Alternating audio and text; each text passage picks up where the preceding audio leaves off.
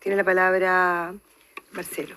Muchas gracias, Presidenta, y por todo su intermedio a la Comisión. La verdad es que creo que es muy valioso lo que hemos escuchado en términos de lo que se va a hacer y desde cuándo se está haciendo, pero es fundamental hoy día conocer las cifras.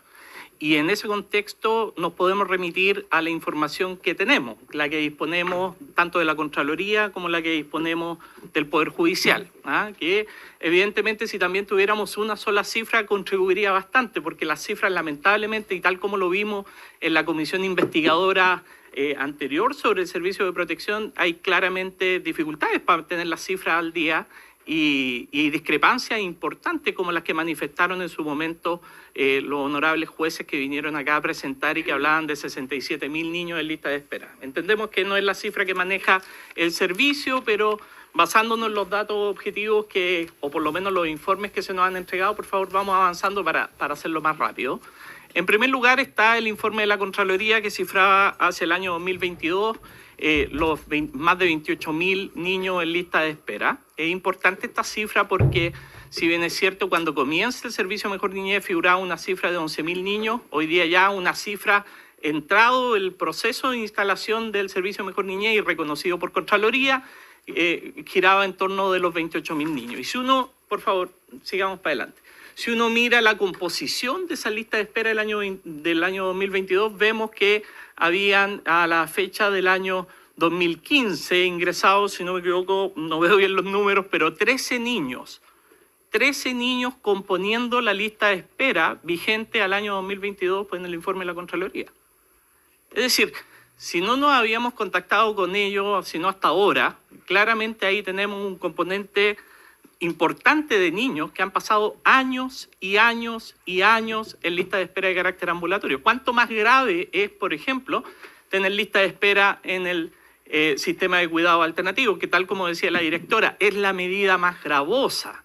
Cuando un tribunal ordena la separación de cuidados parentales es porque entiende que los padres le están provocando un grave daño a sus hijos, sus padres y cuidadores. Y por lo tanto no es trivial ni baladí dejar a los niños con sus padres esperando un cupo en una residencia o en una familia de acogida. ¿Y qué es lo que vemos? Por favor, sigamos adelante. ¿Qué es lo que vemos en el informe que dio a conocer el Poder Judicial en diciembre del año pasado, que corresponde al periodo de septiembre? Lamentablemente en el último informe se refirió básicamente a hacinamiento, no daba cuenta de las listas de espera, por lo tanto sería un aporte significativo de las autoridades que nos dijeran cuánto ha disminuido la lista de espera en estas materias.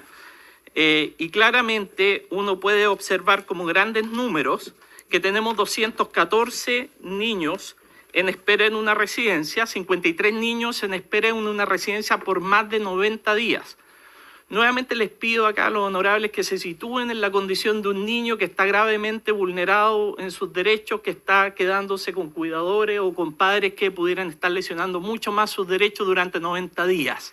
53 niños en esas condiciones, 214 niños en lista de espera para entrar en una residencia. Y cuando hablamos de las derivaciones a cuidado alternativo en familias de acogida, estamos hablando de 2.251 derivaciones, según el informe de la Corte Suprema, que no habían tenido respuesta finalmente en cupos para familias de acogida. Eso significa que el 20% del total de cuidados alternativos, sea en residencia o sea en FAE, están sin cupo, por lo menos a esa fecha. El 20% de niños que están en serio grave físico, en seria gravedad mental, en seria gravedad de vida. Estamos hablando el 20%. Y qué bueno que nombraron el tema de la diferencia de los sobrecupos y los hacinamientos, porque acá también el informe de la Corte Suprema da cuenta de algo mucho más grave. 225 niños desaparecidos. Tenemos desaparecidos en el sistema de protección. El 6% de los niños que debieran estar en el sistema de protección no están, según la Corte Suprema.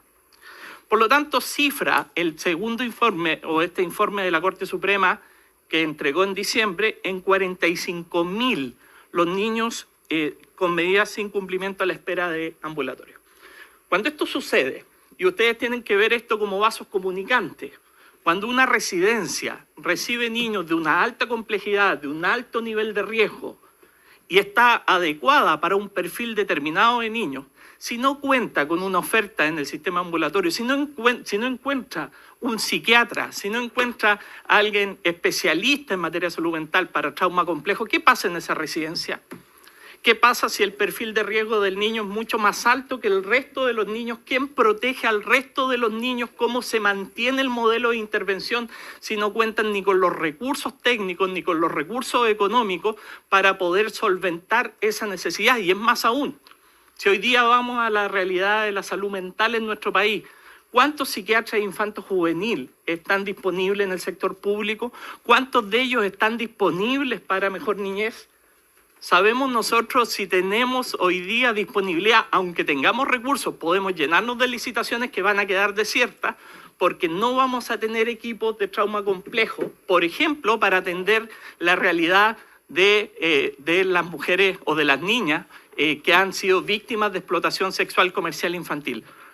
Las cifras, tanto de la Defensoría, las cifras que hemos dado nosotros a través de la plataforma Actuar es Urgente, las cifras que se basan en las estadísticas que ha presentado el Ministerio Público dan cuenta de un crecimiento en los últimos 5 años de 2,6 veces la cantidad de denuncias por explotación sexual comercial infantil. Sin embargo, desde hace 20 años tenemos exactamente la misma cantidad de programas y cupos para atender a las víctimas de explotación sexual comercial infantil, que no significa que tengan también el nivel de calidad que se requiere para el adecuado tratamiento y reinserción de aquellas víctimas que requieren atención, por ejemplo, hospitalaria, de corta estadía, de larga estadía y especialistas en materia psiquiátrica. Por favor, sigamos adelante para...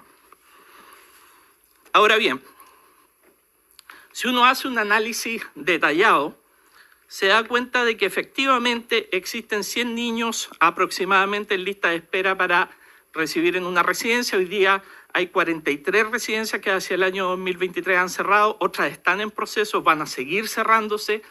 Las licitaciones para nuevas residencias, ya lo puede informar mucho mejor que yo, los representantes de la mesa de residencia no han podido cubrir las plazas y sin embargo uno observa, por ejemplo, que hay 11 jurisdicciones donde hay plazas superhabitarias, donde tenemos, por ejemplo, en Santiago una disponibilidad de 122 plazas, en Temuco de 76 plazas, en Puerto Montt de 52 plazas. ¿Por qué sucede esto?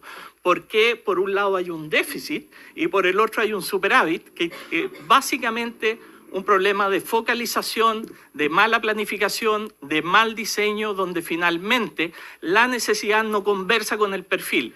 Si resulta que nosotros necesitamos internar a una niña de 15 años, y no hay residencias que atiendan a niñas de 15 años y solamente residencias que atienden a niñas de hasta 12 años, esa niña de 15 años queda en el aire, a menos que un juez, por el vía del 80 bis, obligue a la residencia que atiende de 12 años a recibir a la niña de 15 años, desvirtuando el modelo de gestión de la residencia.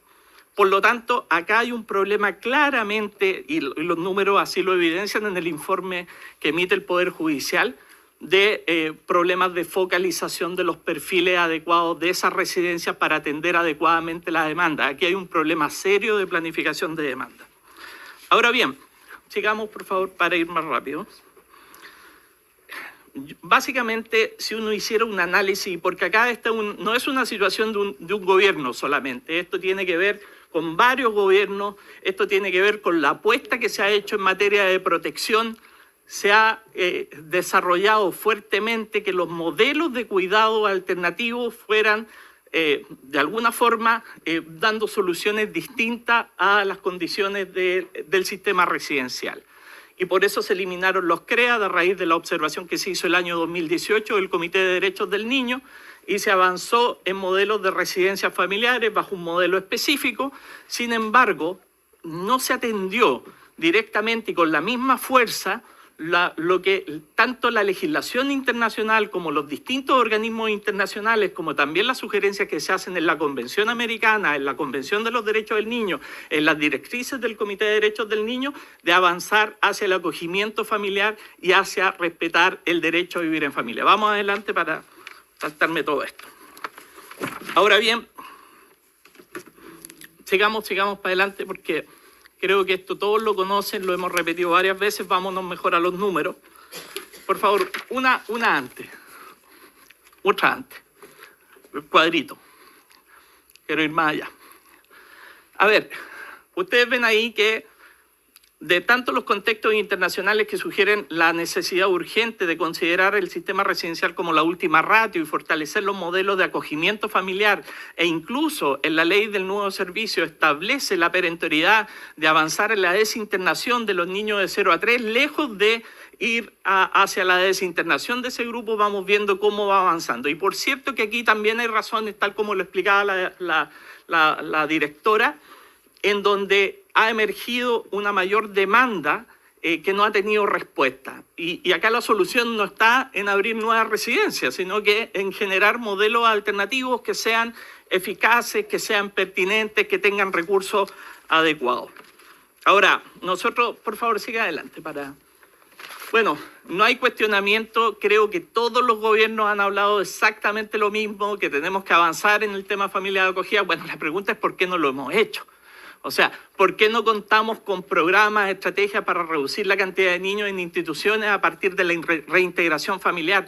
¿Cómo vamos transitando desde el modelo residencial a un modelo coherente con el derecho a vivir en familia, acompañando a las residencias en ese proceso de manera ordenada, paulatina, y donde las residencias que queden en el sistema sean residencias especializadas, que tengan recursos, que tengan capacidades, que puedan dar respuesta integral en un sistema que tiene un itinerario completo?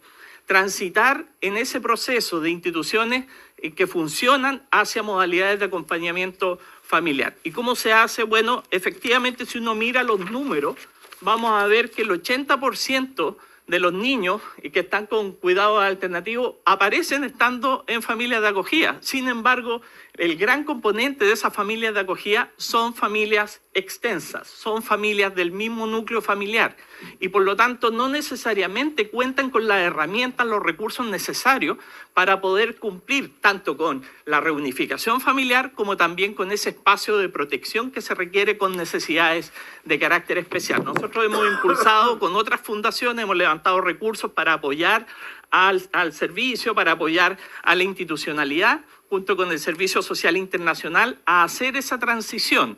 Sin embargo, necesitamos, y creo que es importante, que exista la formalidad pertinente del servicio de poder integrarse en el desarrollo de estos modelos alternativos que lo que buscan es profesionalizar el modelo de familias de acogida para dar respuesta no solamente de 0 a 3, sino también dar respuesta a los miles de víctimas, a las miles de víctimas de explotación sexual, comercial, infantil, adolescentes que no pueden estar en una residencia.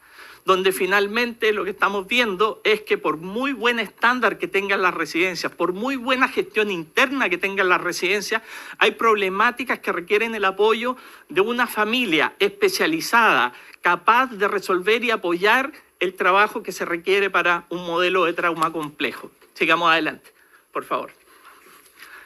Tenemos que pensar de manera distinta, tenemos que llegar, por favor, una más, a dimensionar y valorizar los cuidados. Hoy día una subvención de 100.000 a 200.000 pesos por familia que acoge a un niño con altos niveles de riesgo, con necesidades de atención psiquiátrica, con necesidades de atención física. Piensen solamente ustedes en una víctima de explotación sexual comercial infantil, lo que requiere. Con 100.000 pesos eso no se logra por muy buena voluntad que tenga una familia. Acceso prioritario a servicios sociales, como lo señala la ley de garantía. Apoyos reforzados para niños con necesidades especiales. Imaginen el porcentaje de niños que hoy día también están en discapacidad y que necesitan un apoyo urgente para sus terapias y para sus rehabilitaciones que no están disponibles en la oferta pública. Recuerden que los niños no son prioritarios en la oferta pública, no son prioritarios en las listas de espera. No opera un auge para la infancia, no opera un auge para la niñez. Engrosamos las listas de espera. Y eso es grave porque, salvo que se declare catástrofe a la infancia vulnerada, que es una de las posiciones que nosotros hemos propuesto de manera permanente, no vamos a poder priorizar recursos que signifiquen resolver las listas de espera de manera urgente. Apoyos reforzados para los niños, apoyos pertinentes a la realidad de cada una de las familias. Por favor. Y la última, creo que. Bueno, claramente acá el desafío en las familias de acogida es reclutar hay un número importante que llega, que tiene la voluntad de hacerlo, pero hay que resolver todos estos elementos que significa que una familia entienda el alto nivel de riesgo que existe al trabajar con niños que han sufrido mucho y que requieren una serie de elementos que hoy día no están disponibles en la oferta. Por ejemplo, los datos de la incubadora Proacogía, que hace un trabajo muy serio de reclutar familias, han convocado a más de 1.800 familias que están interesadas en iniciar el proceso, pero a poco andar es muy difícil poder garantizarles adecuadamente que van a lograr resultados de poder tener un acogimiento si finalmente tenemos hoy día, por ejemplo, 27 familias en espera para poder acoger. Lo que me parece lamentable considerando el volumen significativo de niños que hoy día están esperando una oportunidad. Y la última lámina sí, para poder terminar. Sigamos para adelante, si eso va a quedar. Solo recordarle, y algo que es especial de la ley de garantía, hay una dimensión en la ley de garantía que es el ser cogarantes. Ser cogarante nos involucra a todos nosotros, involucra a las empresas, involucra a la sociedad, involucra a los políticos, nos involucra a todos. Y en eso mismo existen legislaciones en países, por ejemplo, en Europa, en el caso del Reino Unido, donde hay toda una serie de beneficios y elementos que están consignados en la ley laboral para apoyar a aquellas padres y madres que cumplen el ejercicio de cuidado. No es posible. Nosotros en marzo fuimos a la Corte Interamericana de Derechos Humanos ante la consulta de Argentina respecto del alcance y la interrelación del derecho a cuidado. No es posible que no se considere en la política nacional de cuidado a las familias de acogida.